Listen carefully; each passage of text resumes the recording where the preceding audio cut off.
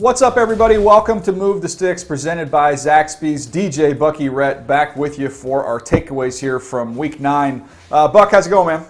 Man, everything is good. Great weekend of football. The pro games were outstanding. What do you think, Rhett? What do you think about what we saw this weekend, bud? Were you talking about Sunday or Saturday? Because I feel like Bucky and I have something in common here following this last week of college football that has left you on the outside looking in. Is that perhaps the AP Top 25 rankings? Or is it... Wow. Wow. How's it feel, DJ? What, is North Carolina ranked? North Carolina. Did they get to 25th, right? Yeah, we're back. Yeah, we're back. We're back. We had a hiccup last week, but we're back. Oh, okay. Well, Rhett, all I can tell you is the last time we saw Bucky's school, we know how it ended. And I don't care if Indiana's ranked number 1 in the country. I will put my life savings on App State against Indiana in a head-to-head game. I don't care what the numbers say. Okay. Look, you just wait. Ohio State's coming in a couple of weeks. We'll see what we got. Oh my gosh. Hail to the victors. What in the world? That is a bad football team. Yeah, Michigan's not great, but look, this is a big win, and there were plenty of them on Sunday as well. And I know we're ready to get to that with our 10 takes. All right, let's get cranked up here, Bucky. Why don't you bat lead off today? Going to Buffalo, Josh Allen goes off. Josh Allen in the gun, takes the snap, going to keep it himself, runs to his right, gets inside the 5, into the end zone, touchdown Buffalo. Josh Allen, that only took one play to cash in on Tre'Davious White. Amazing interception. Touchdown Buffalo. Man, you talk about wanting to get right. Anytime you have an opportunity to face the Seattle Seahawks defense, it is a get-right game for the quarterback. Josh Allen gets back on track, 400-yard day. And what's so interesting about the way the Buffalo Bills attack the Seattle Seahawks, DJ Rhett, of their first 36 plays, they call 33 pass attempts. Yeah. I mean, this was an out-of-the-box game plan. You talk about really attacking and exploiting a team's weaknesses.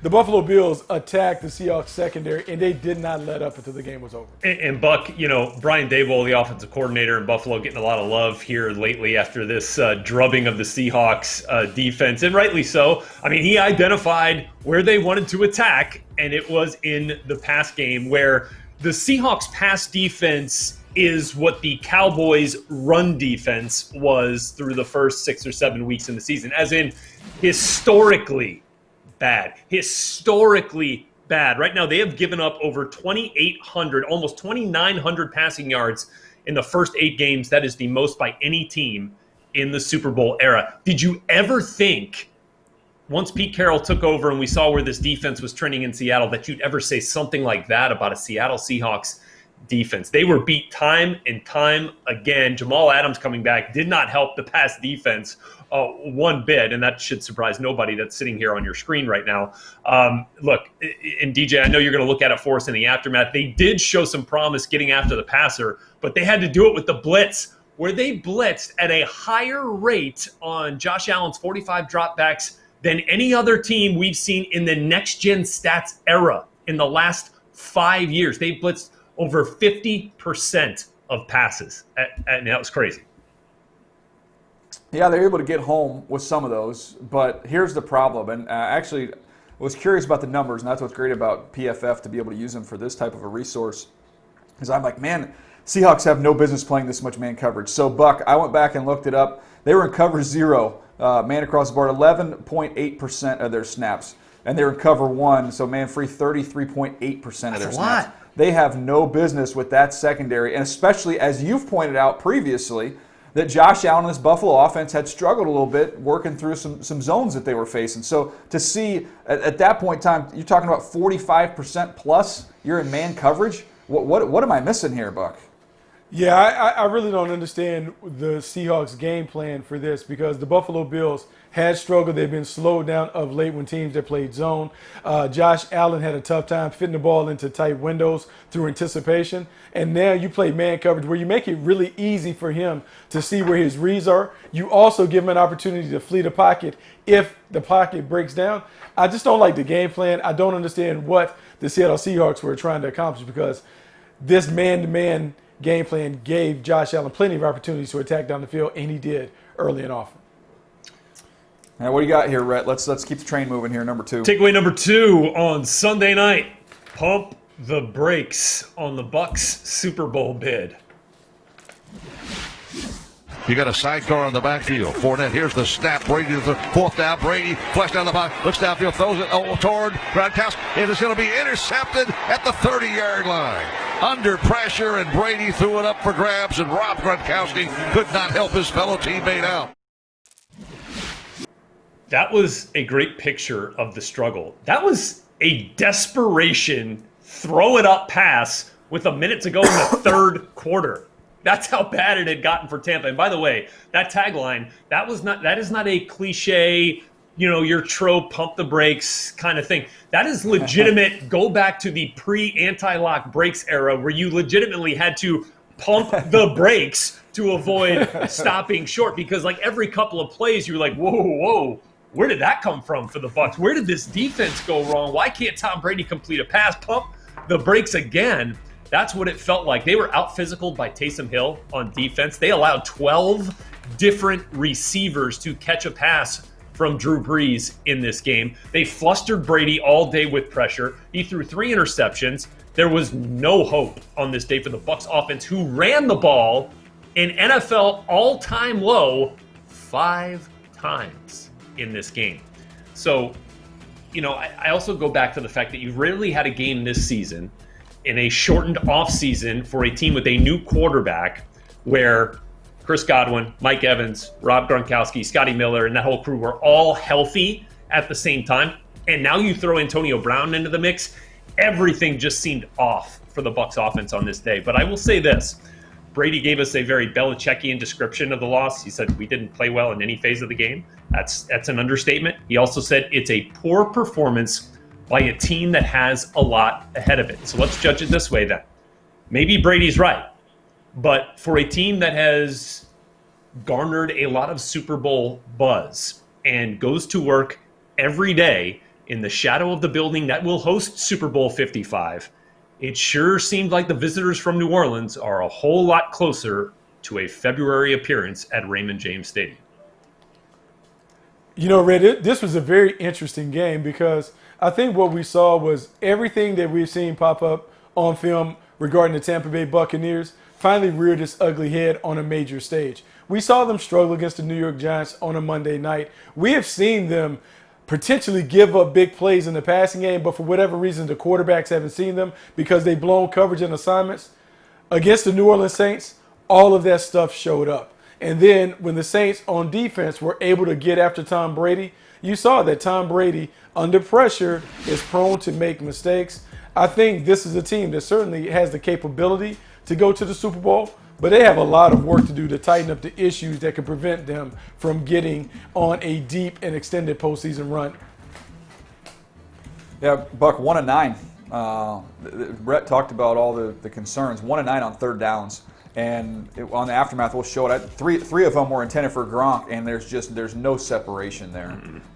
So Brady's going to have to find somebody he's comfortable with, and maybe that was part of the reason to go out and get Antonio Brown, to find that third down guy that he's comfortable working with. But man, you have no shot when you can't stay on the field with your offense. They couldn't do it all day long. My only takeaway from this, though, after we look at everything and how bad it was in all 3 phases, is historically, Tom Brady, after having an embarrassment, you do not want to be the team that plays him next, because that's when you're going to get the best of Tom Brady. So to me, next week against Carolina Panthers is going to tell me a lot about this team. Yeah. We're going to find out, because if Carolina can give us a similar result out of this Tampa team that we saw from New Orleans, then it's major warning signs. I'm not going to totally freak out off this one game. But if they come back next week and we don't see vintage Tom Brady, which is always the madder he gets, the better he plays, if that Brady doesn't show up, you've got some issues at that point in time. Yeah. All right, let's keep it going here. Want me to jump in? Let's go takeaway 3. I'm going to jump to the game that was the two most popular teams in the NFL playing one of the more boring games in the NFL, and that's the Steelers sleepwalking to victory over the Dallas Cowboys. 3rd and 4, but only 3 seconds left. He's back, steps up, throws it for the goal line, and the pass is broken up at the goal line. Minkah Fitzpatrick, and that ends the football game. The Pittsburgh Steelers are 8-0, and they barely survived a great effort by the Cowboys. Yeah, that's Minkah Fitzpatrick in the end zone making a play. I feel like we've seen that before, Second right? straight With week. the Baltimore Ravens game.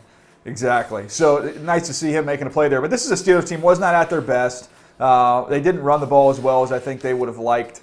Defensively, just didn't have a lot of urgency. But they were really in these games. And Buck, I'll go to you on this one. A lot of times these games, when you're not at your best, it comes down to just a couple plays. And there was red zone defense to me for the Steelers. You saw it with an interception in the red zone. You saw it with a huge sack in the red zone that kept touchdowns off the board earlier in this game. Then you saw the pass break up there at the end. So to me, as bad as you can be and as ugly as it can be between the 20s, good defenses, good teams find a way to kind of bow their neck a little bit when you got in the red zone. I thought the Steelers did a good job of that.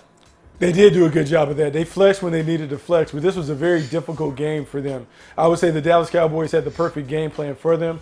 They really shortened the game. They ran the football. They put pressure on the Pittsburgh Steelers by playing a soft zone and really rallying and tackle against this short passing game. And I will say the one area of concern that I have for the Pittsburgh Steelers might be their lack of commitment to the running game. Ben Roethlisberger is still a great player and all those things, but Ben Roethlisberger doesn't push the ball down the field. In fact, the same questions and concerns that you have about Drew Brees, you could lob those in the direction of Big Ben. And so if they're not able or they're unwilling to run the football, it just puts a lot of pressure on him to be perfect and exact. And I just don't know if that's the kind of game that they want to play when they start to play some of these heavyweight teams down the stretch. Yeah, and I don't think I was alone, as in feeling really good going into this week, having James Conner on 2 of my 3 fantasy teams against this Cowboys run defense. Then he goes 9 carries, 22 yards.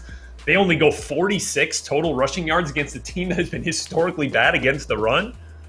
Look, I'll say this for Dallas. I don't think they're going to be out of the NFC East until maybe week 16. Out of the race. I mean, they're only 1 game back in the win column right now, and they're on their 4th quarterback. They've had 4 consecutive touchdown passes thrown by 4 different players.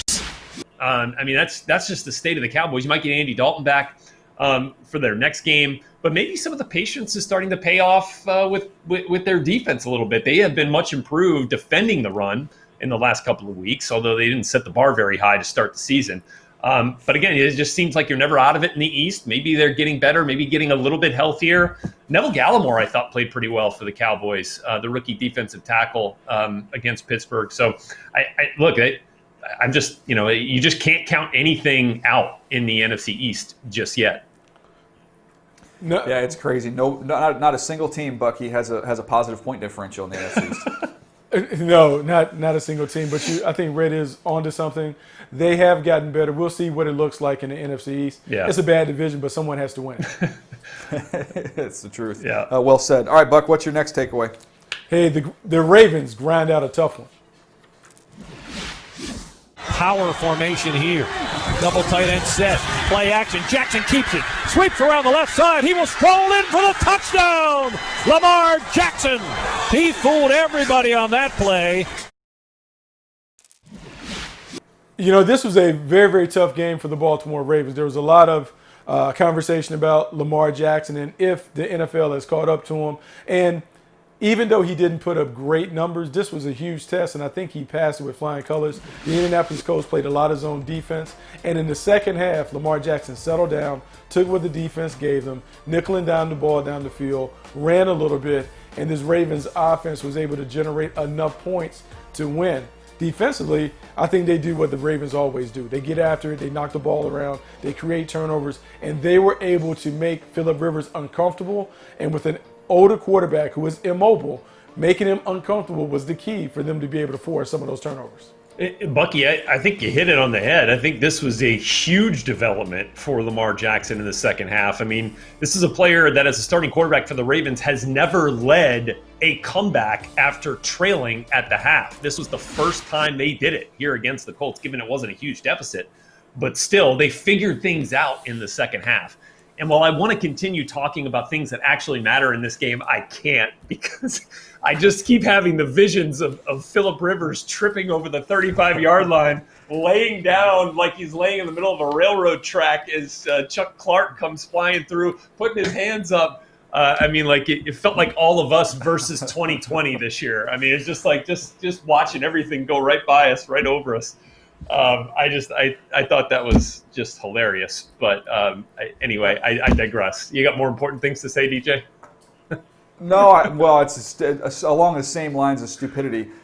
Because when I was looking at this game, everything with Lamar Jackson, I thought this was kind of a good display of when he's at his best. So there weren't many balls outside the numbers. The only balls outside the numbers were within about 5 yards of the line of scrimmage. There's only a couple of them. So outside the numbers, it's a little bit shallow, right? Nothing down the field outside the numbers where he struggled. Then everything in the middle, you can work the seams, you can work the middle of the field. So I was thinking of it, if you're looking at the shot chart, Buck, I'm going to call it they need to go with the Abraham Lincoln approach, because it's like a top hat. You've got the flat bill on the outside here, and then the top hat, you can go a little bit vertical here on the top. So the shot chart for Lamar Jackson, as long as it resembles Abe Lincoln's hat, they're going to be successful. That's a good analogy and a great illustration of what the MVP likes to do as a passer. But this goes all the way back to Louisville. When you watched him at Louisville, he has always been at his best when he's been able to throw in-breaking routes, isolation routes that cross his face. And so Greg Roman did a good job of getting him back on track by asking him to do things that he does really, really well. All right, Rhett, what's the next one here? What we got? The Chiefs survive. This will be a 67-yard attempt to win the game by Joey Slye. It would be a National Football League record. Slye, big leg. The kick is up, and it is way right. It's no good. But what is good? Kansas City gets the victory to go 8-1 at the bye week on a hard-fought victory. First off, I want to see the kicks that Joey Slye is making in practice to warrant Matt Rule's confidence in these 70-yarders that he keeps trotting him out for. Look, I get it. It's the end of the game. Maybe you think you got a better shot at a 69-yarder than you do a Hail Mary. But I thought that's like the second or third game where he's attempted one of these ridiculously long field goals. I feel like there was one against the Saints as well. But then I go back to just Andy Reid pulling another one out of the hat. Guys, QB motion? Like, QB motion before the snap, like moving laterally at the snap, taking the snap, and then reversing out back to the right and throwing a touchdown pass. Like, I had to like double take this, and I wanted to pull out the rule book. Like, is that even legal? I guess it is. But look, that's pretty fun. And let's have some weekly Patrick Mahomes appreciation here. I mean, almost 800 yards passing, 9 touchdowns, 0 interceptions the last 2 weeks, the quickest to 100 career passing touchdowns in NFL history, beating Dan Marino's mark by 4 games. Now 40 games in, he's over 100 career passing touchdowns. Look, say it all to say this. I mean, Teddy Bridgewater made a couple of Mahomes-like plays in this game. You know, made a couple of those kind of wow moments, especially that 4th and 14, 15-yard scramble where he levitated in the air for about 5 yards, kept his Panthers team in this game throughout and nearly led them all the way back. But, of course, the Chiefs are 8-1 heading into the bye, and that's really the story here. And Patrick Mahomes is, again, kind of stepping to the head of the class in the MVP race as we are at the halfway point in the season. He absolutely is stepping into the forefront of the MVP conversation. This is a team that you worried about the Super Bowl hangover because they would get bored on their way to trying to put together a back-to-back run. And then when you look at Pat Mahomes and you think about Andy Reid and all the creativity, I think part of the innovation and the stuff that they do is to keep their guys from being bored. And so when you see the quarterback motion and you see these fun plays that are dynamic and they look straight from a flag football playbook, some of that is Andy Reid trying to make sure that he keeps the attention of his guys. 8-1 heading to the bye week. I think you feel great about where you are if you're the Kansas City Chiefs. Yeah, I just love it when you've been watching football your whole life and you see something you haven't seen before. And Andy Reid continues to give us that kind of on a yearly basis here. So that was a fun one. Let's get to number 6 on the takeaway list. Some young franchise quarterbacks were on display in the desert. 1st and 10, they're at the 11-yard line, so an 18-yard run for them. Play action fake. Corner of the end zone. Touchdown! Wow, what a throw. Matt Collins, his first touchdown as a Dolphin. Well, there you go. That was Tua with the touchdown pass there. The Dolphins go on the road, get a big win over the Arizona Cardinals in a competitive game where both Tua and Kyler did a great job of making plays. Kyler over 100 yards rushing. But, Buck, I'll get to you first on Tua. I thought, watching the tape, moving the launch point with him, about 7 or 8 boots in this game. And then when he was in the pocket, almost everything was in rhythm. 3-step, 5-step, ball gone. It was kind of what we referenced in the draft process, comparing him to like a Vegas dealer. Just balls out, sprayed all over the place. Get it to whoever you feel like has got a little bit of separation. You're not going to lock in on one guy or another. It felt very much like a kind of a Drew Brees light type of a game. I know the comparison, there was some Russell Wilson, there was some Drew Brees. That watching him play in this game led me to believe the successful formula for them is more kind of a younger Drew Brees game plan than a Russell Wilson run around game plan. Man, it's so great, DJ. And I think what I took away from this is, one, the outside noise about this being a 10-game audition for Tua Tagovailoa, to me, was ridiculous. I'm glad that he played at a high level. And I'm also glad that he kind of confirmed that comparison that we had talked about when it relates to Tua being like Drew Brees in terms of a young Drew Brees from the pocket. You're absolutely right. When they throw on time, quick rhythm passing game, a little movement, he absolutely operates in an efficient manner that reminds you of Drew Brees. And when Brian Flores made this move, hat tip to him for being bold enough to say, we're making this move right now, even though we could settle and go at Ryan Fitzpatrick. He always wanted more, and the young quarterback rewarded him because he played at a very high and efficient level against the Cardinals. And Bucky, I'm glad you mentioned all that weird 10-game audition talk, like they would actually go back and draft another quarterback number 1 after taking 2 at 5. Look, this was not about the future. Like, we got to see 10 games for the future. This was about the Patriots on a 4-game losing streak. This is about the Dolphins being within 2 games of first place in the AFC East in a division that hasn't been up for grabs in more than a decade. And it's about the fact that Ryan Fitzpatrick, while a serviceable starting quarterback, and that's no disrespect intended to Fitzpatrick, while a serviceable quarterback, was not the one that was going to, in fact, lead them to that type of rare air in Miami in the last 15 years. You know what, guys? Now that I think about it, it reminds me of something that I've seen with the 10th ranked Indiana Hoosiers in the last year or so, who saw Peyton Ramsey come in and lead them essentially to an 8-win season last year, into a bowl game appearance, but wasn't able to make enough plays at the end of games to beat high quality opponents. Whereas you bring in and you turn back to a quarterback like Michael Penix with a higher ceiling, with a bigger playmaking ability, and then you see the likes of Penn State and Michigan drop, as the Hoosiers go 3-0. So, look, you see the comparison. Tua, the higher ceiling, gives the Dolphins greater opportunity to compete in this division and have a legit shot at a playoff appearance this year. No, Red, I agree with you. You done? I never thought that we would have a Miami Dolphins, Indiana Hoosiers comparison, but I'll let it go because you are right. Brian Flores rolled the dice to go with the younger quarterback, but in rolling the dice to go with the younger quarterback, I think he wanted to make sure that he kept the turnovers down. This is not a team that has a big margin for error when it comes to winning games. Playing smart and efficient from the quarterback position gives them a chance to win a ton of games. Yeah, I fell asleep there for a little bit. I don't know what I missed. What Rhett was talking about Indiana football for the second time in the show. I dozed off. I apologize. Yeah, I mean, like that's you've dozed off.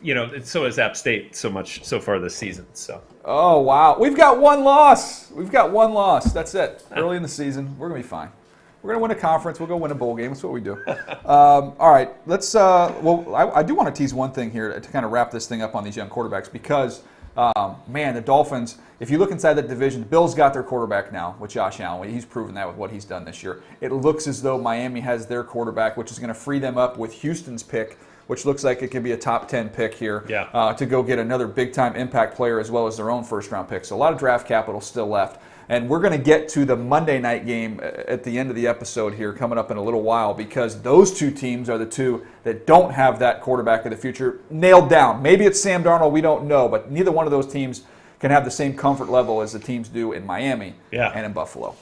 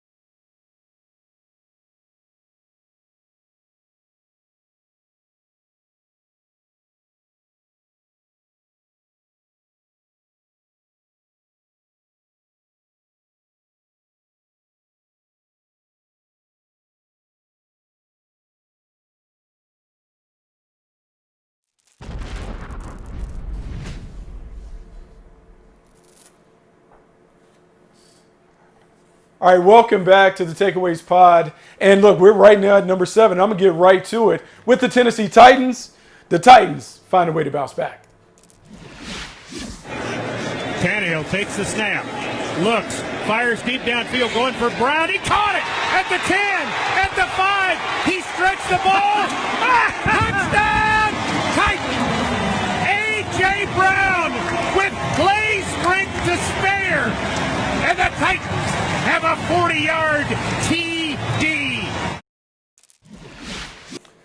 A.J. Brown was the star of the day. 4 catches, 101 yards. We saw the 40-yard touchdown that he was able to put in the paint because this was really a sleepy game for the Tennessee Titans. Ryan Tannehill was just okay. Derrick Henry did not have a 100-yard game, but they did just enough to win the game. And I feel like whenever I watch the Tennessee Titans, that's just kind of how they play. They do just enough to knock off the teams that they're supposed to knock off. You wonder, will they be good enough to knock off one of those heavyweight contenders? But right now, they're well positioned to make a run in the postseason, and then we'll see if they can improve enough to really have a long stay when they get there.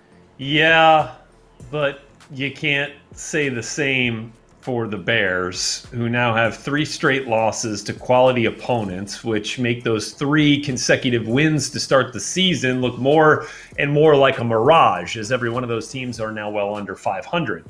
Look, Barkevious Mingo, a former top 10 pick at edge rusher of the Cleveland Browns, was the Bears' best offensive player. And he was the left wing on punt coverage in the first half and had the Bears' longest run of the day on a fake punt.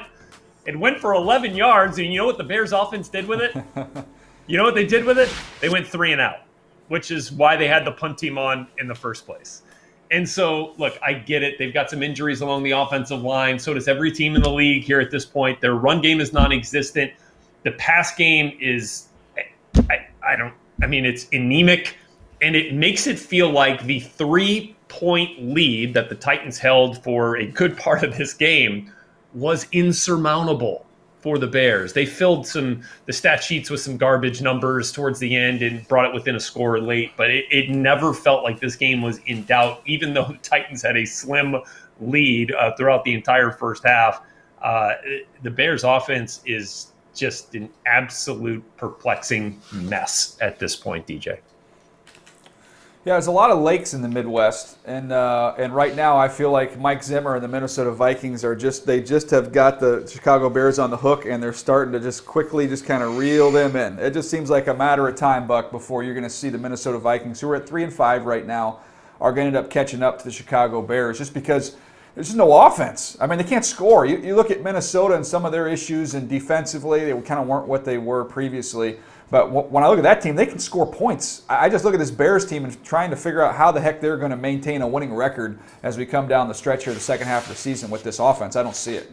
Yeah, I really don't understand why they haven't been able to really generate a consistent offense over the last year and a half. Matt Nagy was hired, part of it due to his offensive innovation and his creative tactics, and they just have not been able to establish an offense. And I would say this, if you can't establish an offense, they need to be great on defense, and you need to find a way to complement that defense with a running game or an old school smash mouth style.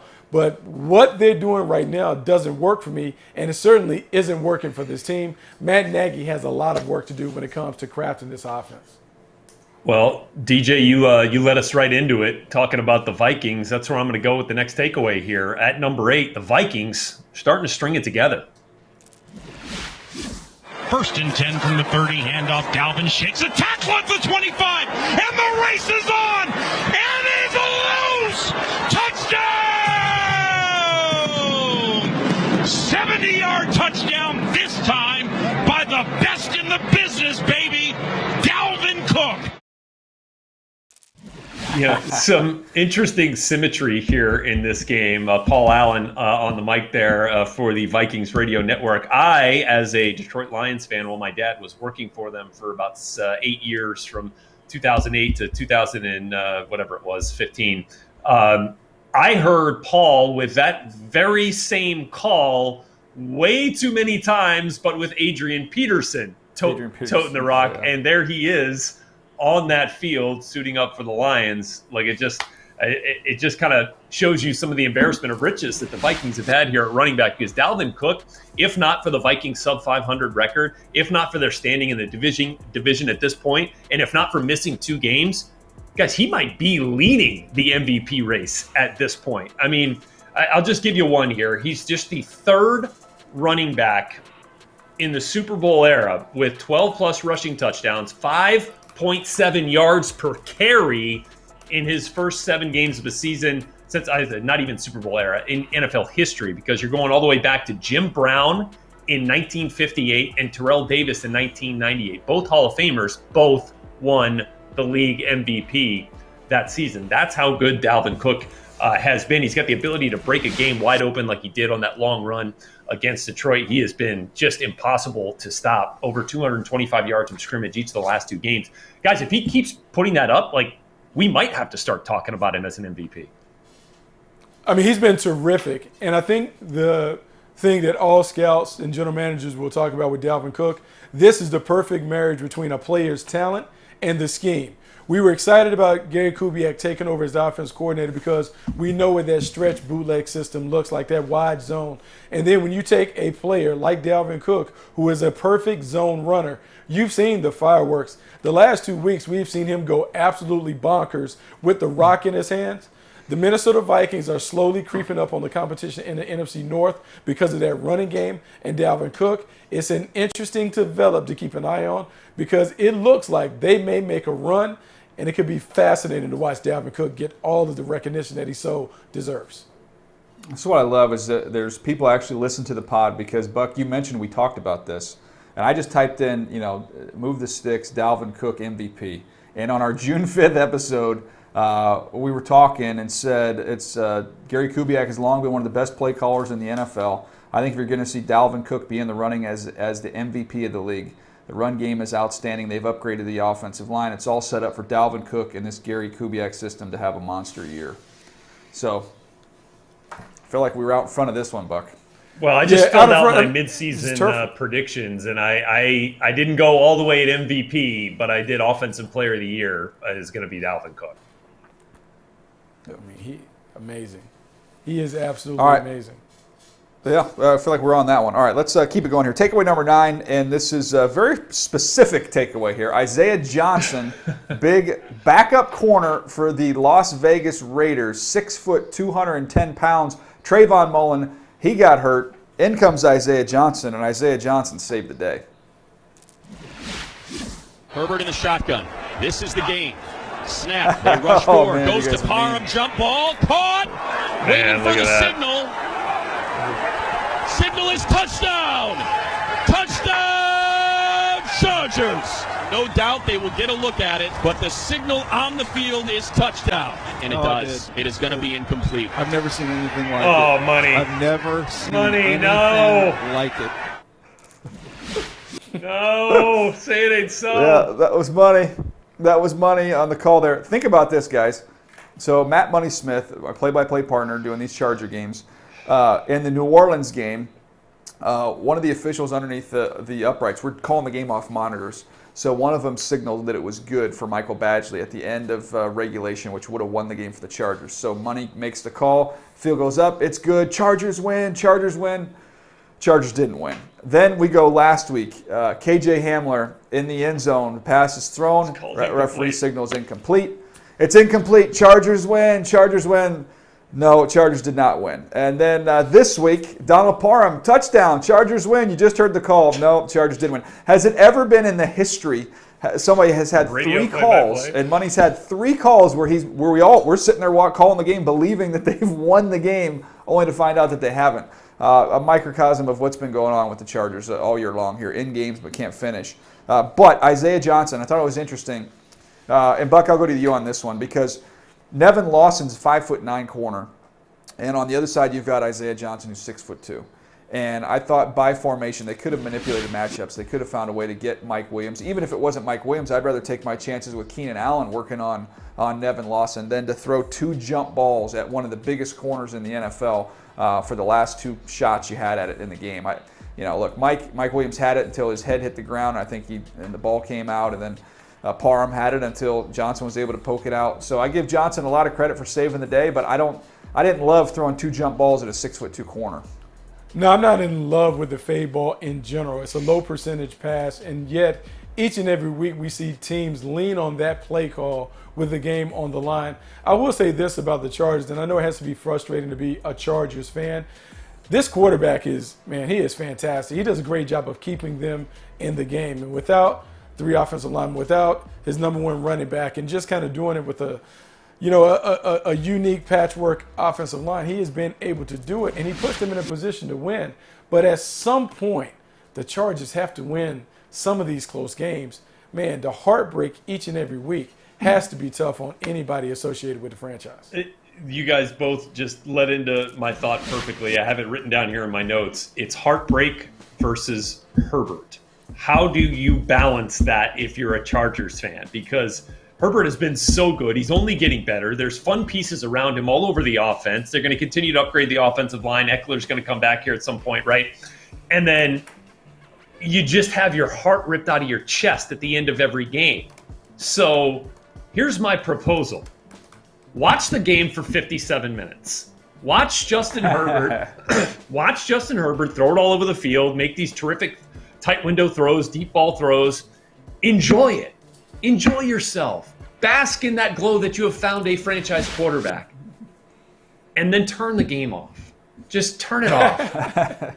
Just go to the beach, turn the game off, go just leave feeling really good about Justin Herbert and the future of this franchise, and save yourself the heartache. Because deep down, I feel like that's what your broadcast partner, Matt Money Smith, wants to do, DJ. He wants to just get the heck out of the building at 57 minutes. I know. Well, I mean, if I'd have told you, Bucky, I'll go to you. 17 touchdowns, 5 picks. He's completing over 67% of his passes for 2,100 yards in 7 games. So they're averaging over 300 yards a game. And they have 1 win in those starts. That's crazy.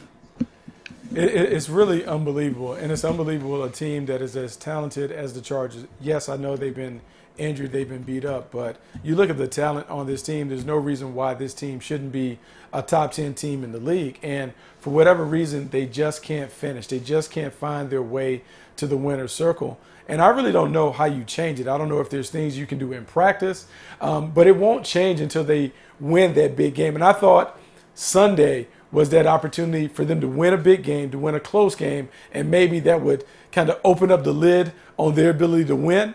But we'll see. Another week, another heartache. Has to be tough for Anthony Lynn and that crew. All right, what's next, Buck? Final one here, number 10. The Falcons show some life. 2 receivers to the left, play fake to Gurley. Here's Ryan, going to put it up for grabs. Jones is wide open for the Atlanta touchdown. Oh, they sold the play fake and then the throwback to the front left pylon, and Julio Jones in the end zone on his 3rd touchdown catch of the year. That was filthy. Oh, man.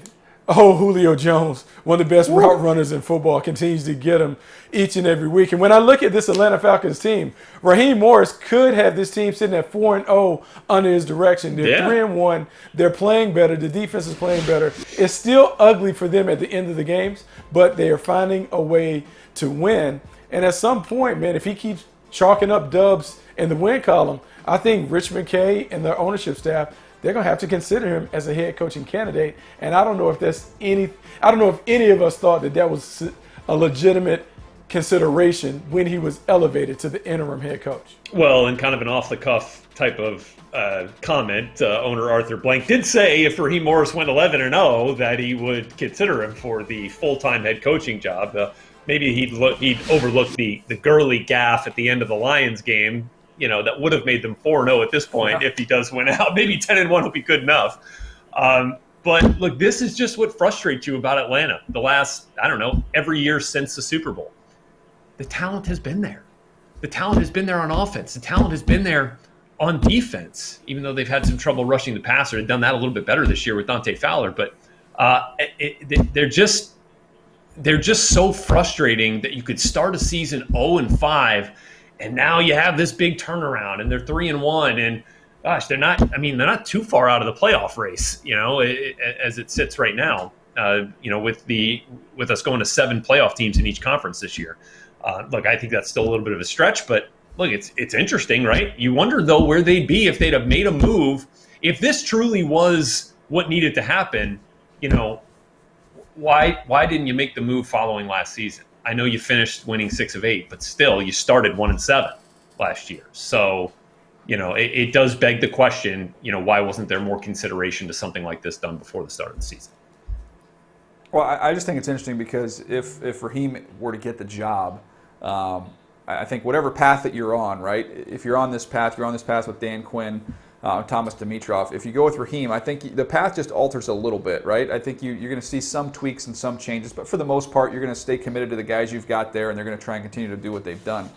If they go outside the organization, I mean, this thing is just you're taking a total turn. I mean, this is a kind of a gut job. It's a rebuild.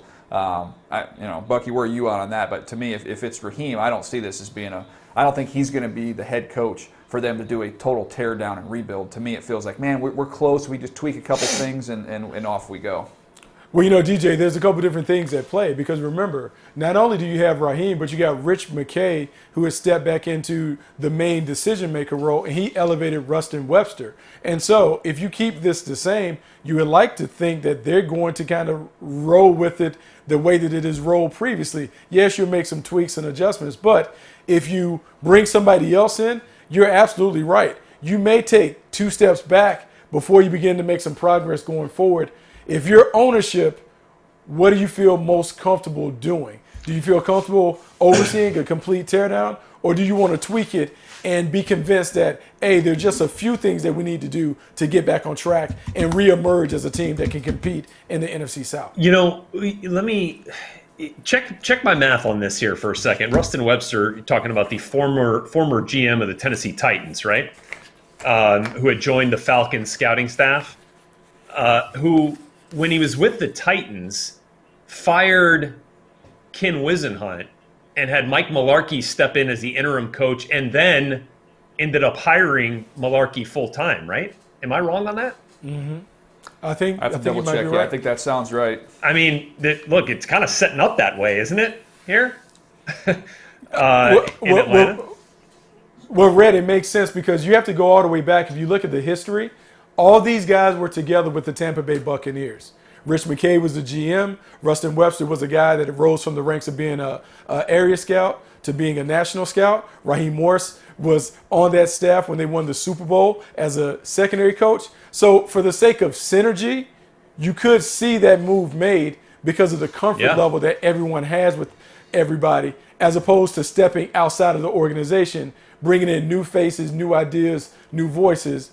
You just don't know how that plays out. Yeah, and I'll just finish it up. Go ahead. I can finish this conversation up right here, Rhett, because I don't know what kind of return policy they have, but if you were a Falcons fan that had ordered your Trevor Lawrence jersey, you're going to want to get a refund on that because there's no way on God's green earth I can foresee the Jets winning 3 games. So you have your 3 wins if you're the Atlanta Falcons. That's good. You're on your way. But Trevor Lawrence, that ship has sailed. You got to let that one go.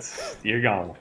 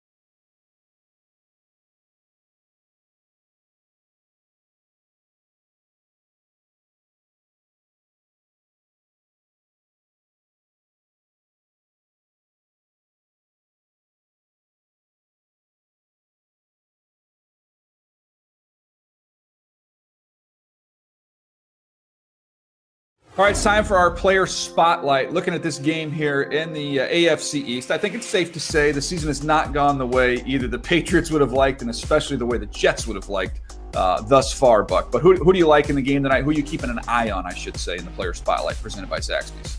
Well, I think it has to be all eyes on Cam Newton. White sprints out to the right. Shotgun snap to Newton. He's going to run it. Left tries to throw it up. He does. Yes. Into the end zone. Touchdown. Patriots. Well, confidence in the quarterback right now. And that's a good thing for this football team. Cam Newton is the guy that's going to make the New England Patriots go. We have seen a team that is really devoid of a lot of premier talent. He is the one blue chip playmaker that I would say that they have on their offense. And so a lot of the pressure falls on him to be able to make plays. And I do believe, even though they lost to the Buffalo Bills, I think there's a silver lining in it. They were able to reestablish themselves as a running football team. Damian Harris, Cam Newton being able to run the football. I think that's what he has to be. He has to be Cam Newton of old. He has to be the single wing running back that is able to get it done. If he runs the ball for 50 to 60 yards, I think the New England Patriots are having their way and they're controlling the clock and the game the way they want to. I actually think this might be the Jets' best chance to get a win. And for what you just talked about the Patriots, their ability to get the run game back on track, I know the weather was terrible, so I don't want to put too much on the inconsistency in the passing game last week. But if you look at the Jets and what they did, and they got their doors blown off by the Chiefs, but Greg Williams just sold out and said, we're going to stop the run, which is a curious strategy against Patrick Mahomes.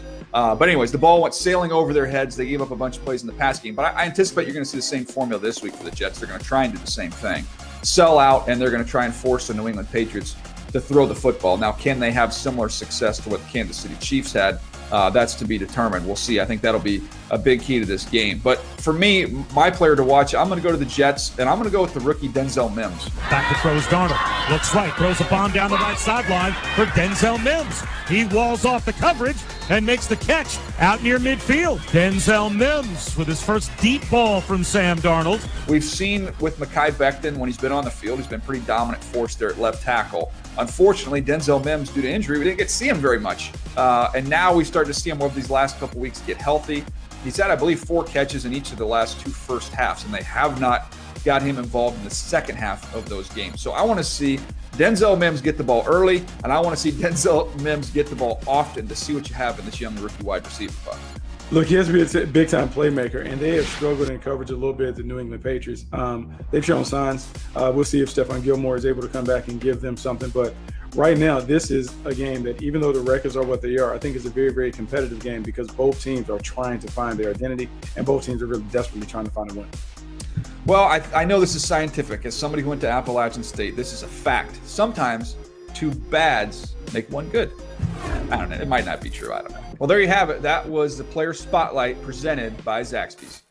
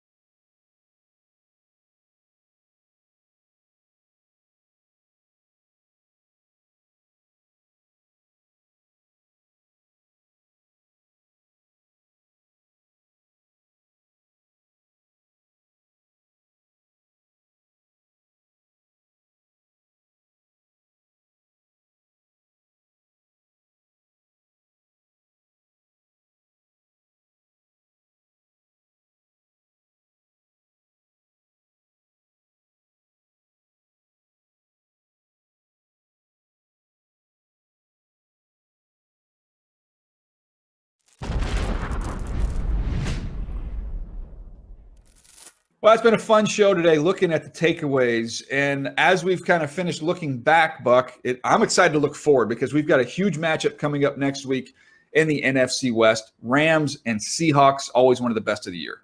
It is always one of the best of years because a lot of times it determines who is the winner of the division. And so when you think about this game and you think about Sean McVay and Pete Carroll and just the interesting chess match that takes place between those two coaches, can't wait to see it play out on the field.